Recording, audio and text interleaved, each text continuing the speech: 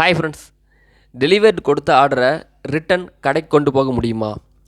வசமாக ஒரு கஸ்டமர்கிட்ட சிக்கினேன். அதை பற்றி தான் இந்த வீடியோவில் உங்கள்கிட்ட ஷேர் பண்ண போகிறோம். ஓகேங்களா? நீங்களும் இதே மாதிரி ஏதாச்சும் ஒரு பிரச்சனையில் கஸ்டமர்கிட்ட மாட்டியிருந்தீங்கன்னா உங்களுடைய அனுபவங்களை மறக்காமல் கமெண்ட்ஸில் ஷேர் பண்ணுங்கள். ஓகேவா?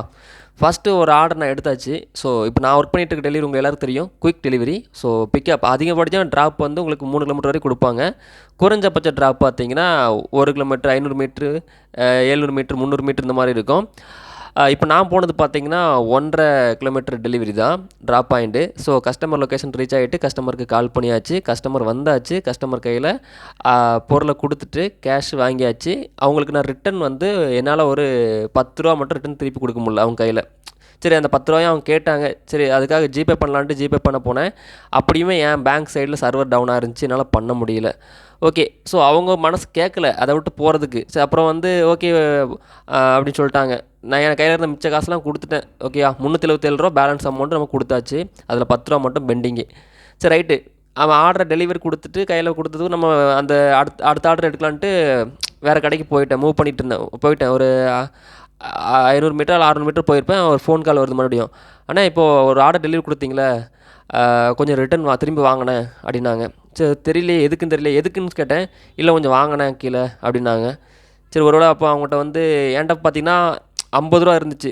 ஸோ அப்போ அவங்ககிட்ட சேஞ்ச் இருந்தால் கொடுங்க, நான் மீதி காசு தான் இது பண்ணுறேன்னு.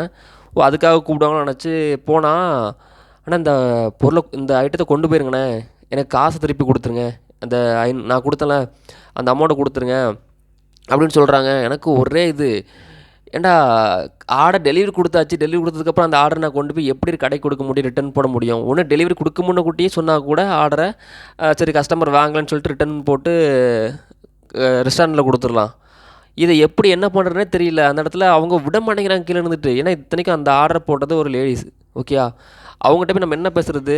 அவங்க இறங்கி வந்து நின்றுட்டு, நான் எப்படியாவது கொடுத்துருங்கண்ணே, வீட்டில் பையன் தான் ஆர்டர் போட்டான், தெரியாமல் ஆர்டர் போட்டான், இது சாப்பிடவே முடியாது, இது நாங்கள் தெரியாமல் அவ்வளோ அமௌண்ட் ஆகிடுச்சி அப்படி இப்படின்னு சொல்கிறாங்க. எனக்கு ஒன்றுமே பண்ண முடியல.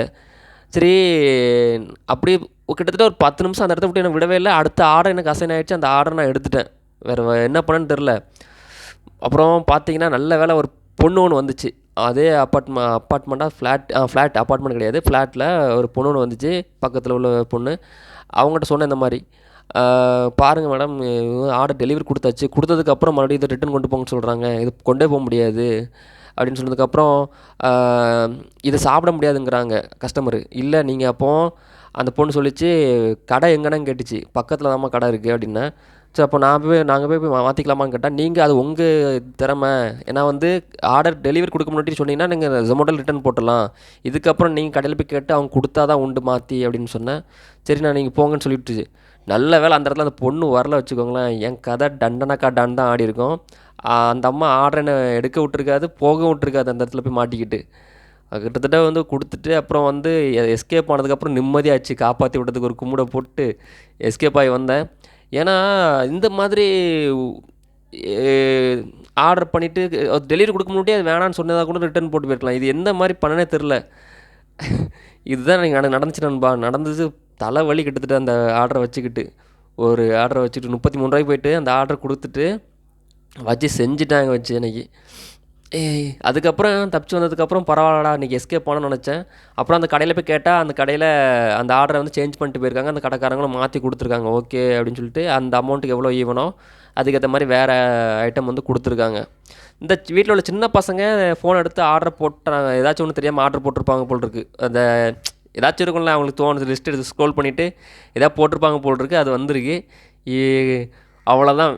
கேஷ் ஆன் டெலிவரி ஆர்டர் கொடுத்து அதை டெலிவரி கொடுத்ததுக்கப்புறம் யார் கையில் அது எங்கே போய் நம்மளாலேயும் சாப்பிட முடியாது. அது ஏதோ ஒரு ஐட்டம் பார்த்துக்கோங்க, அது வேஸ்ட்டான நமக்கு அப்படின்ட்டு இருந்தோம் நமக்கு கிட்டத்தட்ட.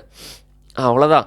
ஓகே நண்பா, ஸோ இதுதான் நடந்துச்சு. உங்களுக்கு இந்த மாதிரி நடந்தால் மறக்காமல் சொல்லுங்கள். ஸோ குயிக் டெலிவரியில் வந்து ஏர்னிங்ஸ் போட்டேன்ல, டே 4 வரைக்கும் போட்டிருப்பேன். 5, 6 அப்படிங்கிறது வந்து 7ஓட சேர்ந்து, அதாவது சண்டே வரைக்கும் சேர்ந்துமே உங்களுக்கு வந்து மொத்தமாக மண்டே போடுறேன் வீடியோ. ஓகேங்களா, ஸ்க்ரீன்ஷாட்டோட அண்ட் ஸ்க்ரீன் ரெக்கார்டரோட எத்தனை கிக்ஸ் எவ்வளோ ஆர்டர் எல்லாமே உங்களுக்கு தெளிவாகவே போடுறேன்.